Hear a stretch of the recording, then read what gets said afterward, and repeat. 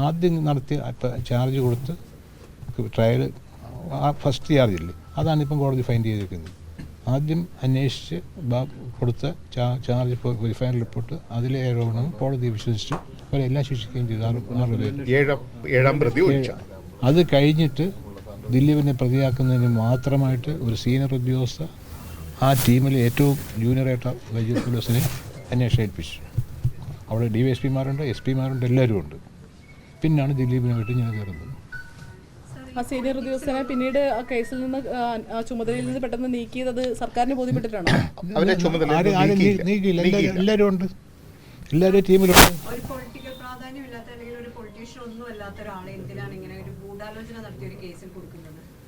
അതിപ്പോൾ എന്നോട് ചോദിച്ചാൽ അങ്ങനെ പറയുന്നത് ഞാൻ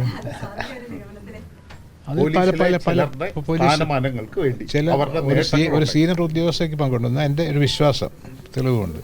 ദിലീപിനെ ടാർഗറ്റ് ചെയ്യാനുള്ള കാരണം എന്താണെന്ന് വിചാരിക്കുന്നത്? ആദ്യഘട്ടത്തിൽ അവസാനം വരെ ലാസ്റ്റ് വരെ ഉണ്ടായിരുന്നു. അവര് പങ്ക് ഞാൻ പരമായിട്ട് സംശയിക്കുന്നുണ്ട്.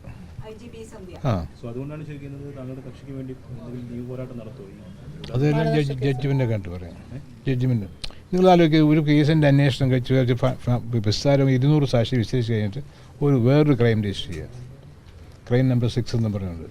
അന്വേഷണ ഉദ്യോഗസ്ഥ പരാതിക്കാരനായിട്ട് ദിലീപ് കൊല്ലാൻ കൂടാനാണ് ഒരു കാര്യമില്ലാതെ ഒരു കേസ് കൊണ്ടുപോകും.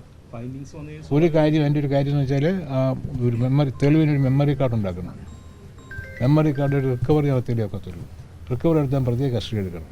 അതിനുവേണ്ടി ദിലീപിൻ്റെ പ്രായമായ അമ്മ ഒഴിച്ച് ബാക്കി എല്ലാവരെയും പ്രതിയായിക്കൊണ്ട് ക്രൈം രജിസ്റ്റർ ചെയ്തു. എന്തുണ്ടായ കേസിന് അന്ന് രജിസ്റ്റർ ചെയ്തു. ഇപ്പം ഇല്ല, 3 കൊല്ലം കഴിഞ്ഞു. ഒരു അന്തിമ റിപ്പോർട്ട് കൊടുക്കാൻ സാധിച്ചിട്ടില്ല. ഒറ്റ ഉദ്ദേശം,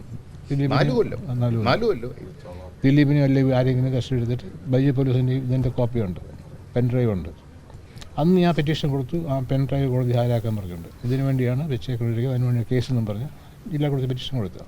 പക്ഷെ ഹാജരാക്കിയില്ല, അതിനുവേണ്ടി മാത്രം കേസുണ്ടാക്കി. പിന്നൊന്നും നടന്നില്ല. സാറിന് തോന്നുന്നത് ഈ കേസിലെ ഗൂഢാലോചന എവിടെ നടന്നിരിക്കുന്നത്? അത് ഞാൻ അന്വേഷിച്ചിട്ടില്ല. ഞാനിപ്പോൾ ഇതല്ലേ